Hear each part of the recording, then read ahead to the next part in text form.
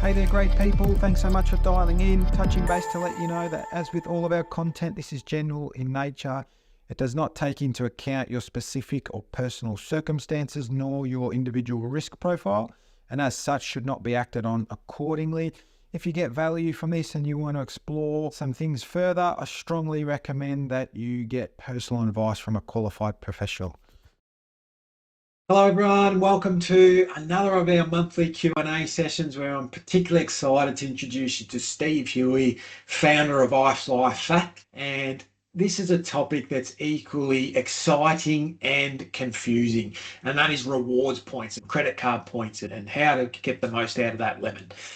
We all love the idea of flying business class and sitting at the pointy end of the plane, but is it really worthwhile when you consider all the costs associated to accrue those points? And how hard is it to spend all your days and nights hunting for those flights? So to unpack this black box, Steve is going to help us explore the ins and outs of this through his expert lens. And so whether you're sitting on a mountain of points or wondering if it's all worth the effort, stick around. You're about to get a behind the scenes look at how to make your points work harder for you and squeeze that lemon as best possible. Okay, hello and welcome, Steve Hui from iFlyFlat. Good to have you here. Pleasure. Yeah, thanks for having me. Talking about points today, right? Talk about points and value. So, Steve, I'm particularly excited to have you here today because it's not a conversation I'm having, whether it's at the office or in social settings, about points. People love the value, but they are a bit of a black box and hard to understand. So I thought get the experts in to tell us the ins and outs of it. So thanks again for taking up your time. Oh, I love it. I've been talking about points 24/7 for 13 years. I wouldn't miss it. This is awesome. Long time, no one better. So, Steve, I'm hoping you just indulge us. Just give us a bit of a rundown on your origin story, a bit about iFlyFlat, what inspired you to help getting the most out of people and points, help people get the most out of their points. Yeah, my sort of journey flying business class first started when I was working at Macquarie Bank. I worked there for the prior bits are actually interesting. So I did the Bachelor of Commerce, University of New South Wales, and my first job out of uni, all my friends worked for the big four like PwC, EY and stuff, but I went to work for a travel agency.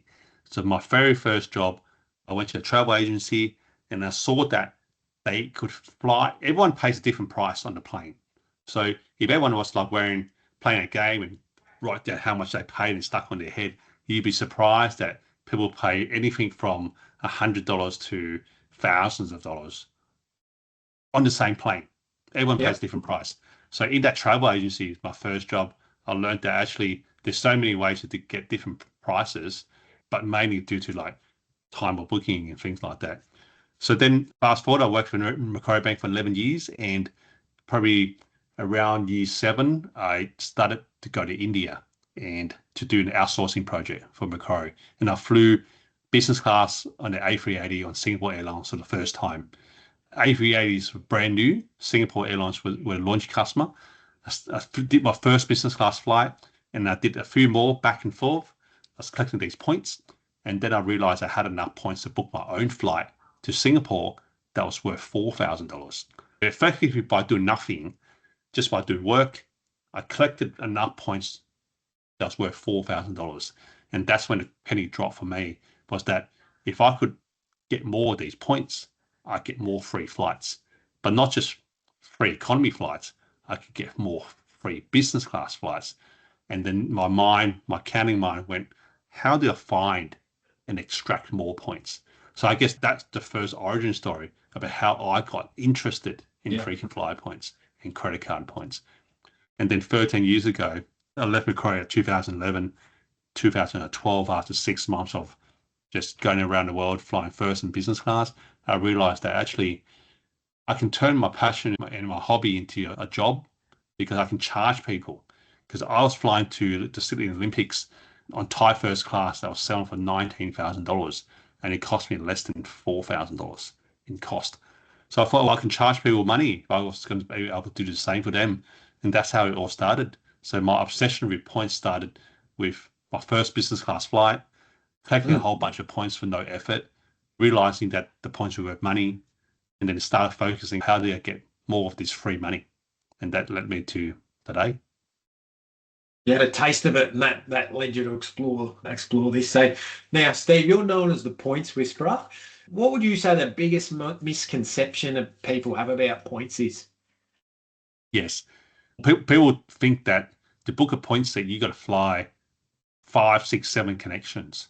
So the fact that a point seat, you got to stop here, stop there, that might be in the past, but not anymore. A point seat is just the same as any other seat that you book with money. They generally one stop to your destination, or 2 stops if you're going a bit further.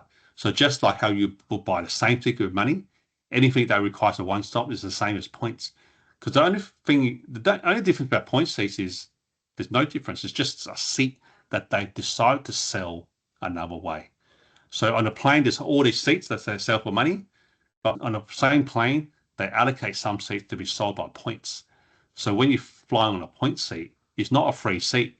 It's a seat paid for by points at a price that they've chosen to want that seat for. So I guess the first misconception is flying on points is a second grade system. You're not.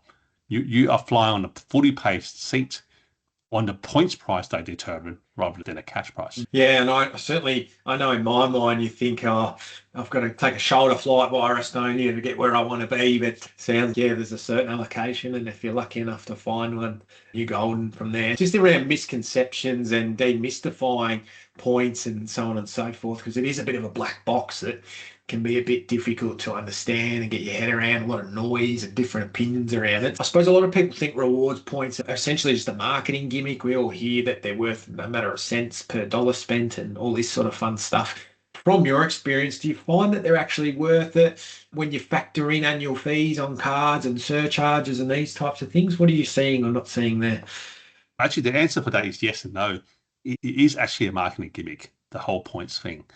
But there's value in it if you use it in a special way.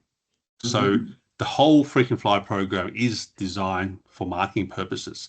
So how the frequent flyer companies make money, or how the airline. So within the airline, there's 2 divisions. So there's probably more.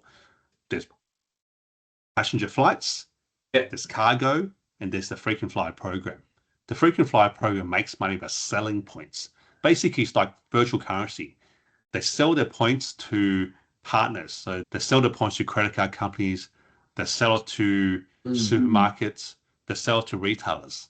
And then those companies then entice you, the consumer, to go shop with them. If you go shop with Woolworths, we'll give you some Woolworths points that can be converted to Qantas points. If you shop at Coles, you get Flybuys points that can be converted to Virgin points. So basically, the whole thing on the surface is marketing because they're using points as a carrot. But the thing about marketing is that sometimes someone else pays the marketing. So therefore, if you're shopping at sort of like, actually now we include David Jones and Myer, who's Myer's hooked up with Velocity and David Jones is hooked up with Qantas. When you shop with them, they are giving you points to entice you to shop with them. So you're actually getting points for free because when you buy things from them, you're not being charged more for the points. So if you're paying with your credit card at David Jones, you're not paying a surcharge. You're paying the same price as someone paying with cash. So what I loved about it is I know it's a marketing gimmick, but the magic is they're giving you points. If you know how to use those points to get value, you're effectively extracting money for nothing.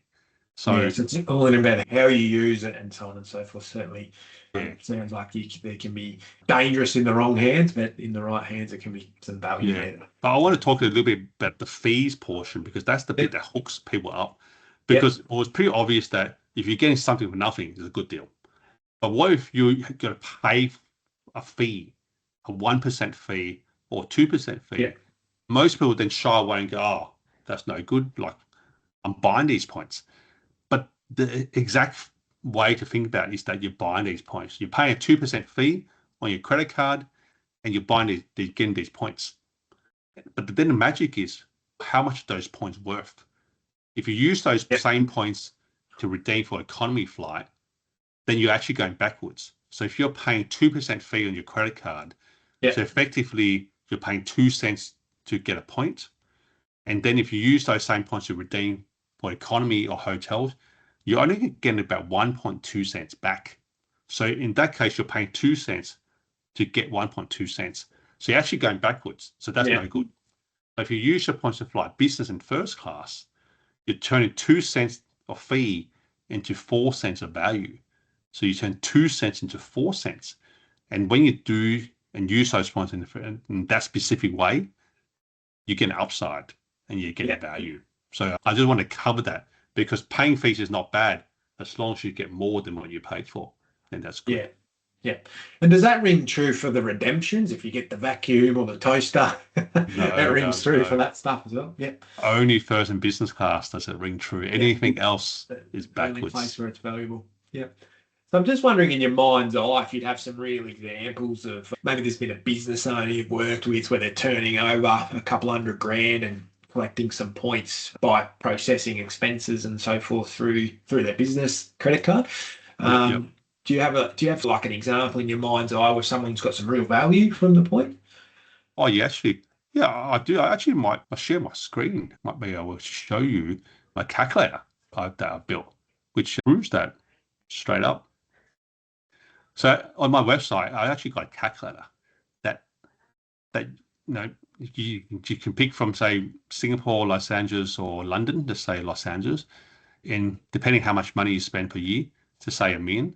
So what I worked out is that if you got $1 million of expenses to pay, whether it's payroll, ATO, and suppliers, your $1 million spent on the right credit card and the right payment service can earn you 4.3 return flights to Los Angeles. 4.3 return flights. Business class, yeah. 4.3 return business class flights. The normal ticket price per flight to Los Angeles, Sydney, Los Angeles, is about $10,000 cash. So therefore, your 4.3 return flights is worth about $43,000 if you bought tickets. But if you went through the points path, it will only cost you under $20,000. $20,000 in transaction costs, surcharges. Yes, that's right. Yeah. To earn enough points to book 4.3 return flights. So therefore, that means that you get $43,000 of value for $20,000. You're actually saving $23,000 on these 4 seats. So that's the numbers and cents behind it. But it only works for business class. If the same equation was the economy, you won't be a saving. It will actually cost you more. So that's why I wanted to show you there, because that's how the numbers stack up. Something you prepared earlier. Very good. Thank you. And obviously, like often you'll hear, in my experience, business owners and so forth making a purchase just to save a bit of tax here and there. So obviously it doesn't make sense if you're planning some flights or don't often need to travel. There's no point just spending millions on your credit card and paying surcharges and accruing points. There's going to be a defined purpose there. And that's great. It's great how you've showed us how people can see whether chasing points fits their situation and what the benefits would look like. Steve, I'm just hoping you can help me unpack and explore something around. We were chatting on LinkedIn recently, and in that chat you flagged just a conversation around upcoming RBA changes around credit cards and surcharges, and these are set to impact the entire rewards points ecosystem. Can you unpack that a little? What's actually changing, how it might affect people and consumers and business owners earning or looking to redeem points? Yeah, so in a nutshell, what's happening is the RBA has flagged that it wants to do 2 things. It wants to ban surcharges, and it also wants to reduce the interchange fee. So the ban surcharges is pretty obvious, but they don't just want to ban surcharges, because then they don't want to push that surcharge cost back into the business, which then means that the business owner will have to then increase the price of the item, and then the consumer still pays for it anyway. So therefore, it just goes back round and round. So the RBA thought, okay, if we want to ban these pesky surcharges and also try to reduce the fees that the business will have to bear, we're going to try and reduce these interchange fees, which is part of this merchant fee, the 1% or 2% that the business get charged to accept credit cards. The RBA wants to impact Visa and Mastercard, but they can't actually impact American Express because it's outside the system. So when you squeeze this interchange fee, you actually have less margin to pay for these reward points, which means that if they are going to do what they say they're going to do, all credit cards in Australia will have to change because they won't have the margin to offer points at the existing rates. So if the margin gets squeezed, they either offer less points or they offer points cap, which means that after you spend a certain amount of money, maybe $1,000 or $2,000 per month, you may earn no more points beyond that, or a points reduction, where after $2,000 per month, rather than earning 1 point per dollar, you earn half a point per dollar or less. So this is what's going to roll out across the entire Australian industry because no credit card can afford to keep giving you the rewards at the same rate. Yeah, so it makes the points either less valuable or harder to accrue off Yes, the back both. of that. And yeah, I expect both, yeah. Yeah, and as such, probably less generous moving forward. So how should people be thinking about their strategy as these changes roll in, do you think? Two things. One is if you have existing points. So, for example, American Express announced a couple of months ago that on the 15th of December, all your existing points potentially could change. So the beauty about the American Express program was that you could earn these membership reward points and you can keep them there. They don't expire. And then you can convert them either on a 2-to-1 basis. So 2 Amex points becomes 1 airline point, or 3 Amex points become 1 airline point. So what they've done is they're changing a whole bunch of airline partners that were previously converting on 2-to-1 into a 3-to-1 basis. So technically that means that you now require 50% more points, more Amex points to get the same airline points. So in effect, that's a devaluation to some of them. The ones that are not changing is Virgin and Singapore. So Virgin and Qantas still remaining at 2-to-1, but things like Qatar, Cathay, Virgin Atlantic, Malaysian, or a bunch of these other airlines got to cost 50% more points. So I expect some other banks might do the same, where the thing is, it's not just affecting your future earning, it's affecting what you've already banked. And that means that people need to, if they got these Amex points, to preserve their value, they've got to do something with those points before 15th of December, because otherwise you're not going to get that chance to convert them at a better rate than before. So you've got to get them across to an airline system. Yeah. And then you've got to decide which airlines to send them to and which air, because once you send them to the airline, you can't send them backwards. It's a one-way street. Yeah. Yeah, interesting. And the 15th of December deadline, is that an Amex deadline or the RBA? That's an Amex deadline. I believe that's probably a free move to what they expect the RBA is going to do, rather than waiting until the RBA announces. But yeah, so fingers crossed the RBA doesn't do as much as they say, but hey, who knows? Who knows what's going on? Who knows? It'd be interesting. Watch this space. It's good to have you ear to the ground. So just out of interest, where do you think people often go wrong with their point strategy, Steve? They don't know how many points it costs to fly somewhere. So it's just say that you're buying just say you're buying a house. If you don't know how much a house is going to be, how do you know if you can afford it? Or how do you know how much to save for? And all that sort of factors. Same idea. The number one problem where people use points wrong is they don't know how many points they should be paying. So therefore what they do is they accumulate all these points and they go, oh, I want to go to London. Awesome. Let me try and use these points. And they log in, they search, and they go, oh, what?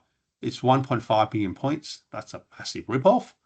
Well, it is a massive ripoff, because what they don't know is that it's only 338,000 Qantas points to fly return business class. That's the number you should be looking for, and those are the seats you're looking for. So anything that's 800,000 points or 1.5 million points, you just should ignore it. That's in my mind, a rip-off number, because the right number you should be looking for is what they call a classic reward seat, which is a fixed price of 338,000 points return. So that's a far cry of seeing the 1.8 million points. So the number one thing is people don't know how many points it should be. So when they log in, they see this other number, they go, oh, wow, what a rip-off. It's a rip-off. Just don't touch them. Keep searching for the cheap reward seats. For the valuable ones, yeah. Okay. And I know you can't spruik certain cards or programs, but do you see this particular cards or program where the benefits are a bit better, generally speaking, or is it just a muchness? No, actually, the magic is finding out the card that earns you more points per dollar. Because if you're going to be spending, say, $5,000 paying for a bill, why not get a card that earns you more points for that $5,000 than less? And that's why I like Amex cards, because one Amex card earns you, so there's a business platinum one Amex $1 earns you 2.25 Amex points, which then convert into, say, 2-to-1 or 3-to-1 into airline points. But if you choose to earn points on a Visa card, traditionally, $1 spent might get you 2 of their reward points, which you then convert it on a 2 or 3-to-1 basis into some other points. So at the end of the day, actually, is the number of reward points you get does not matter. It's how many airline points you get. You convert them. Then you can actually compare apples with apples, because just like the whole old days, the old mobile phone days, where Vodafone gave you $1,000 to call, and Telstra gave you $5,000. So on a service, the Telstra deal sounds better. Yeah, but what if Telstra cost $1 per minute, and Vodafone costs you 5 cents per minute? So therefore, that's why eventually they all switch to minutes, because minutes is minutes. You can't muck around minutes, but the dollar value can be mucked around, because it all comes down to how much a minute costs. I'm not sure if that's a good analogy, but that's exactly what they do with frequent flight points. They make it complicated. You've got to be across each airline's T's and C's and fine print by the sounds, I think. So just around the practicalities, and I've heard a good analogy from you here, but the dream is to use those points for a business class upgrade so you can have the Chardonnay and kick back and lay flat, so to speak. How hard is it actually to find those seats in practical terms? In my view, not hard. I've been doing it for 15 years or so. So the best way to think about it is they love fishing. It's like fishing. Constantly changes. So don't just look once or twice and go, oh, there's no seats and that's it. You got to keep looking, because the seats could come around anytime. They're always constantly changing. So seats that are not there now could become there, and vice versa. Seats that are there now could disappear because someone else has booked them. So the secret of finding seats is like fishing. The more time you spend fishing, the more fish you find. But I also want to clarify, and I think I've mentioned it properly, is there's actually really good value in points that you use it properly. And for example, once in a while, you can actually buy points.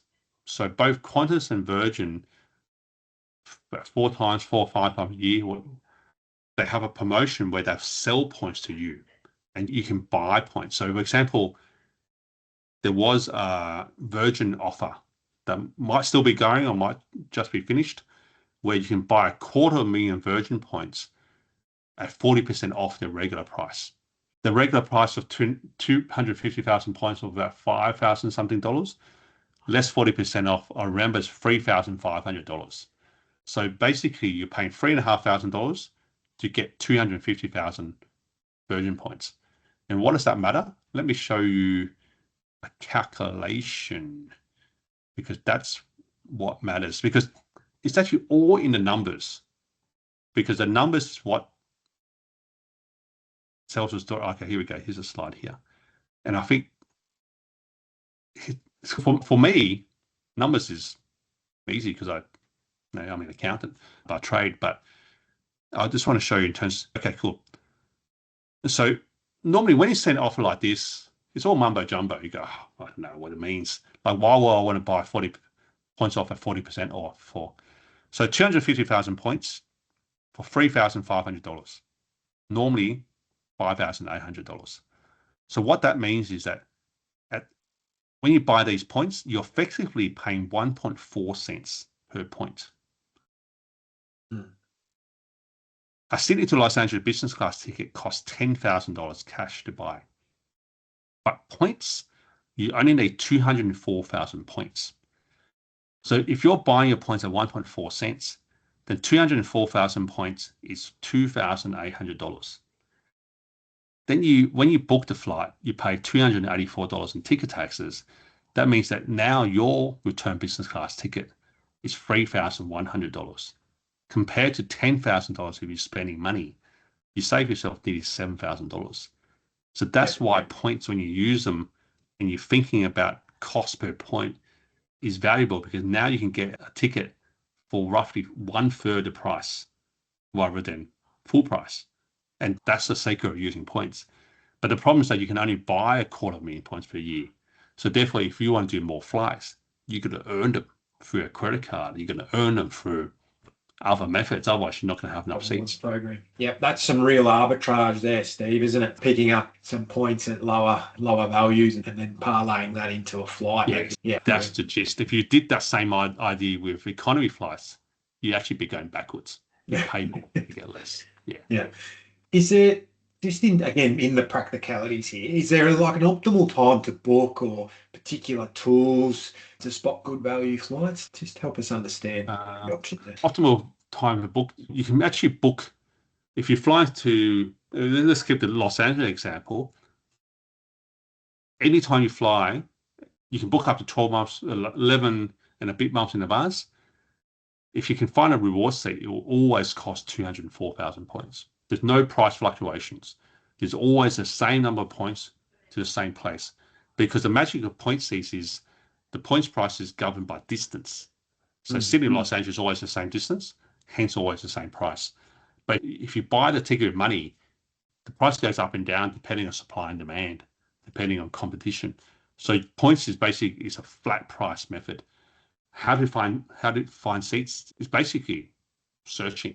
Is the only way to find seats, because the seats come and go. In the past, the seats used to be released when the window opened. So Qantas used to be 353 days. There's stories of people staying up to 2 a.m. in the morning until that clock ticks over and the window for booking opened and the seats were there. That's gone now. The airlines have become way more sophisticated in their yield management. So nowadays it's like throwing chips to seagulls. It's just randomly chips get thrown, and then if you're there, you get it. If you're not, then everyone flocks in. Yeah. Sounds like it's one part luck, 2 parts grit to find the right seat. So you've got to stick at it. And can you just help us distinguish the difference between a points upgrade and a reward seat, and which one's better? Yeah. So points upgrades when you buy an economy ticket and you make a request on the airline website to upgrade the seat. And the key word is request, because it's just a request. Just because you got the points does not mean you get the seat, because on that same plane that sitting 300 people, another 100 people might have also requested an upgrade, because why wouldn't you request it? So what an airline does is they have an algorithm that works out who to allocate the spare seats to. The number one, an upgrade is reliant on a spare seat. There has to be seats available in business class before you can get an upgrade. And say on that plane, there's 5 spare seats. Out of the 100 people that requested an upgrade, well, who are the 5 lucky people? So what an airline does, and it's not based on luck, it's based on an algorithm.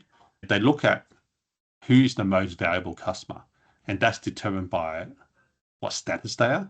So if they're platinum or gold or silver, platinum or platinum 1 or whatever the equivalent is ranked first. So if it happens to be someone who's flying on that plane in economy and is, say, platinum 1, they get first dibs at the upgrade because they are the airline's most valuable customer.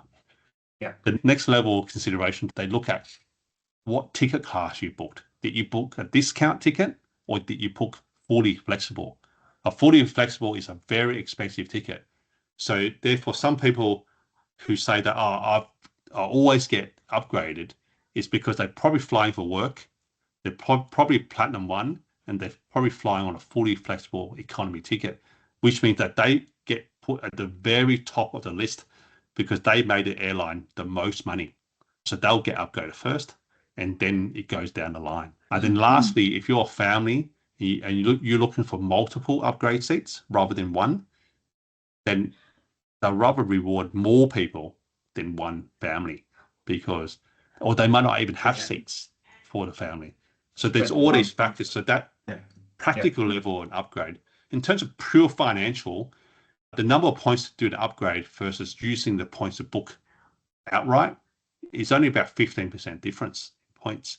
So an upgrade, you've got to pay for economy ticket, and then you've got to pay roughly 85% of the points price to do an upgrade, versus if you use the points, you could just book confirming business up front.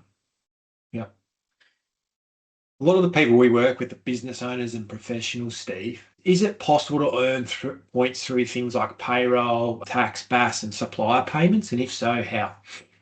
Yeah, so nowadays, you can't make those payments directly on your credit card. Definitely not payroll, definitely not foreign exchange. All your other supplier payments, you can generally pay through your credit card directly. But you're going to have some suppliers that don't accept cards, or they might charge a fee that's too high. So that's why now using a payment service. There's a whole bunch of payment services, like for example, pay.com.au or Yak Pay, Payment Logic, B2B Pay, Reward Pay, Access Lines. There's all heap of them.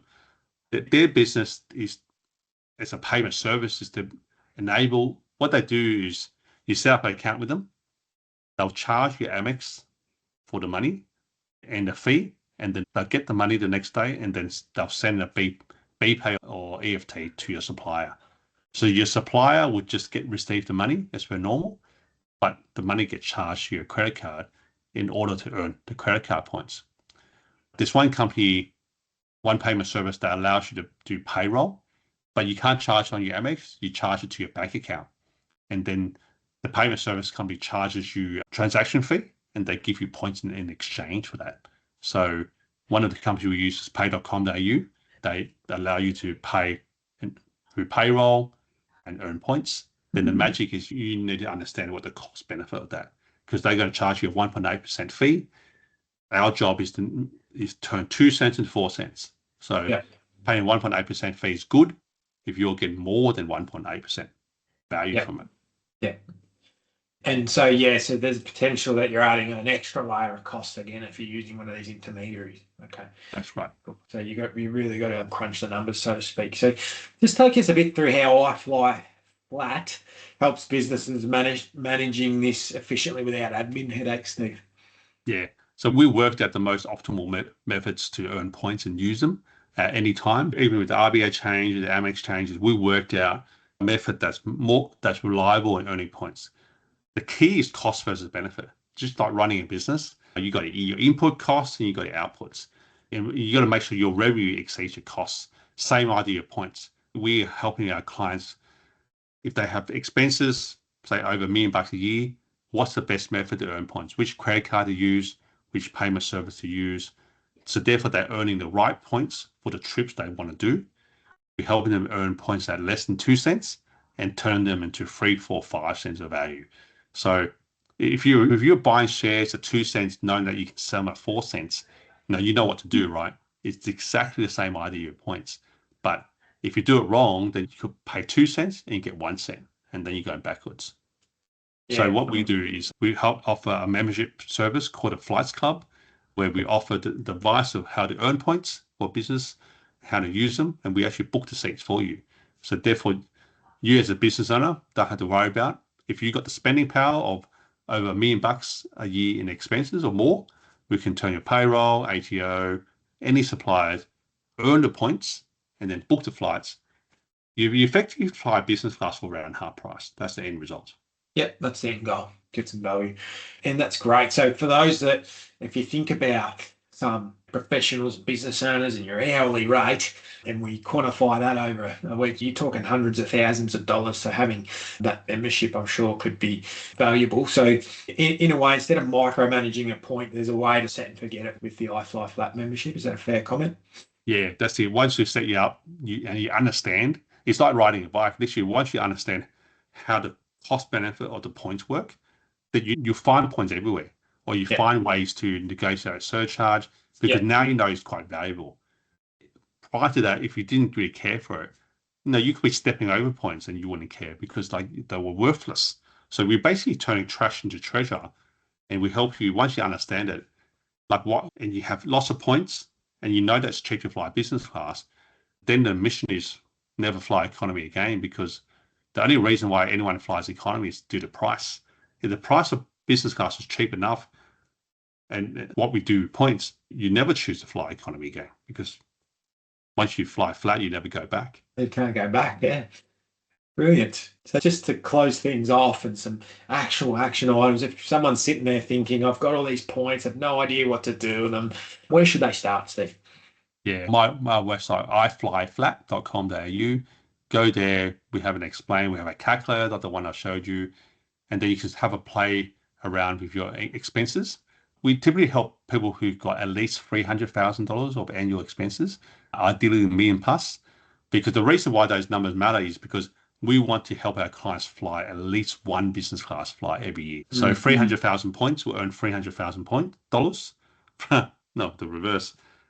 $300,000 turns into 300,000 points, which can get you one return flight business class anywhere. And of course, if you spend $1 million, then you can get multiple business class flights every year. So that's the best way. Start there. It's not our service is not about saving time. Our service is about helping you understand points, so therefore you can leverage it and get value. And then we do it for you, so you can just keep doing what you do best, which is running a business, and we'll run your points. And the headache away, yeah. And so if people want to, how can they reach out to iFlyFlat if they want to make the most of their rewards points, Steve? Is it going to the website? Is there a booking link? What's the best one? Yeah, go to the website, have a read, see our membership plans, have a play with the calculator, and then there's a discovery call, book a discovery call, and then we'll walk through for your specific circumstance what we can do, and we'll wow you, because I can only promise is, once you use points, you never pay full price again. You never turn back. Thanks, Steve. I appreciate you taking some time in your busy day. Thank you, John. Yeah, pleasure. Hopefully people understood why I'm obsessed about points, because it's a damn good deal. Brilliant. Thanks, Steve. Chat soon. See you. Bye. Thanks so much for Steve joining us and taking some time out of his day here. That was brilliant. I learned a lot about the point system, how to search for value, and whether or not they stack up compared with the costs associated. If you'd like to learn more about this topic, go check out Steve's website, iFlyFlat. And as always, if you're looking for ways to organise, spend, save, and grow your money with confidence, head over to Apex Advice and we'll help try and give you some clarity. Stay beautiful all, and looking forward to chatting to you soon.